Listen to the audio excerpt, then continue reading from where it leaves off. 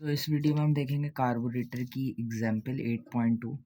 इसके अंदर बोला है हमें अ 4 सिलेंडर 4 स्ट्रोक इंजन, मतलब के जो है 4 है, स्क्वायर इंजन डाया सिलेंडर का और उसकी लेंथ डाया सिलेंडर का और उसकी लेंथ दोनों सेम होंगे। सही है। रनिंग एट 40 रेवोल्यूशंस पर सेकंड। तो आरपीएस हमें गिवन दिया हुआ है। 4 स्ट्रोक है, के 4 सिलेंडर है तो के भी 4 है और डी और एल बराबर है, मतलब लेंथ ऑफ और stroke. Carburettor venturi with a 3 centimetre throat, assume the bore to be 10 centimetre.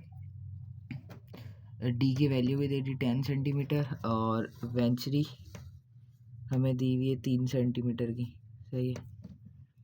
और एफिशिएंसी दी हुई है वॉल्यूमेट्रिक एफिशिएंसी, मतलब actual volume divided by theoretical volume of air.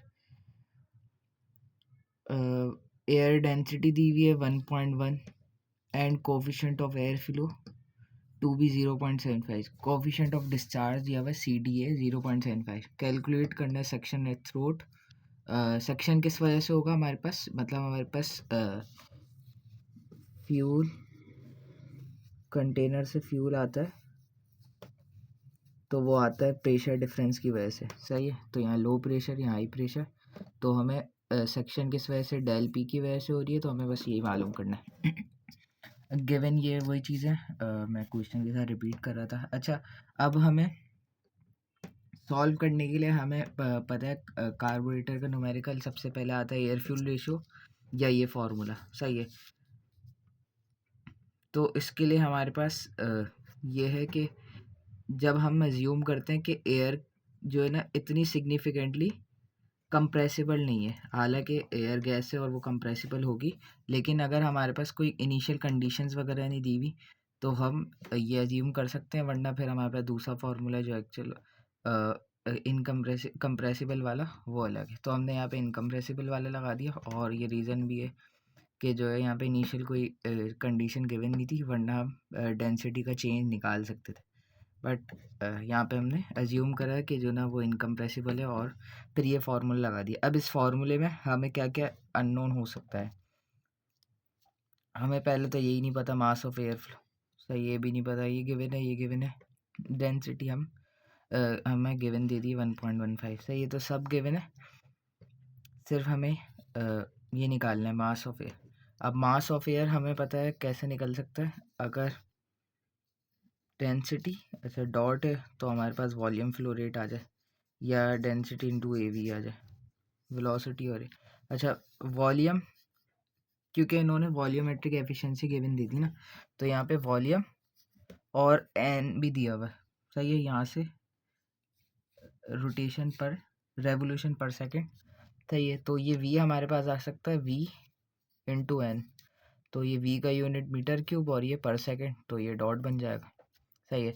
और ये V हमारे पास क्या होगा, जो एक्चुअल एयर कंज्यूम करेगा ना, मतलब सिलेंडर के अंदर जगह तो बहुत थी लेकिन उसमें एयर टोटल फुल नहीं आती, तो कुछ उससे कम होती है, तो उसकी एफिशिएंसी हमें दी हुई है कि एक्चुअल में एयर कितनी का जा रही है और उसके पास स्पेस कितना है। तो हम सिंपली ये सबसे पहले कैलकुलेट करेंगे। पहले हमारे पास स्पेस कितनी है, मतलब एफिशिएंसी का फार्मूला ये है एक्चुअल वॉल्यूम ऑफ एयर और स्वैप वॉल्यूम, मतलब उसके बाद वॉल्यूम कितना था और एक्चुअल में एयर कितनी आ रही है। तो ये तो सबसे पहले VS और VA हमें निकालना है। VS हम पहले कैलकुलेट करेंगे बाय मीन्स ऑफ बोर, और हमें पता है स्क्वायर इंजन है तो हमारे पास बोर और लेंथ दोनों सेम होंगी स्ट्रोक की। तो VS स्वैप वॉल्यूम का फार्मूला π/4 DL और D स्क्वायर, और L और D दोनों बराबर हो जाएंगे, जो कि गिवन दिया था 10 सेंटीमीटर।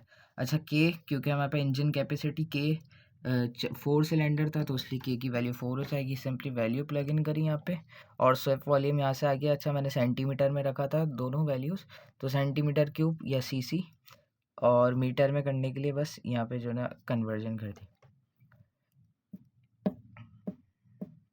और फिर एफिशिएंसी का फार्मूला 0.75 दी गई थी, यहाँ से एक्चुअल वो निकाल ली एयर वॉल्यूम का, फिर अब यहाँ पे हमें पता है कि इतना 4 स्ट्रोक इंजन है, मतलब 2 रेवोल्यूशन पे हमारे पास एयर जो है ना कंज्यूम होगी, है ना।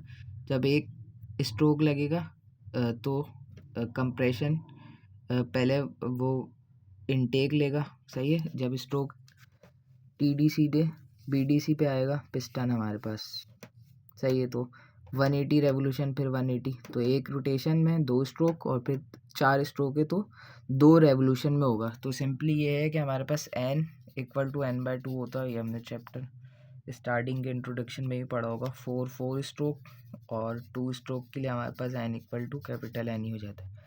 अब ये यहाँ पे 4 स्ट्रोक था तो इसलिए 40/2 कर दिया, और RPM में नहीं था, मिनट में नहीं था, RPS में था, तो हमें कन्वर्जन करने की ज़रूरत नहीं पड़ी। सिंपली वैल्यू यहाँ पे भी प्लग करी तो यहाँ पे VA आ गया, मेरे पास VA डॉट आ गया। अच्छा, VA डॉट इस फॉर्मूले में पुट करेंगे, डेंसिटी ऑफ एयर हमें गिवन दी थी, यहाँ पे पुट करा तो यहाँ से मास फ्लो आ गया, और फिर इसको इस फॉर्मूले में जो मैंने सबसे पहले ही दिखा दिया था, यहाँ से एक ही अननोन पता था, प्रेशर डिफरेंस, तो ये सवाल ईजिली सॉल्व हो गया। So that's all.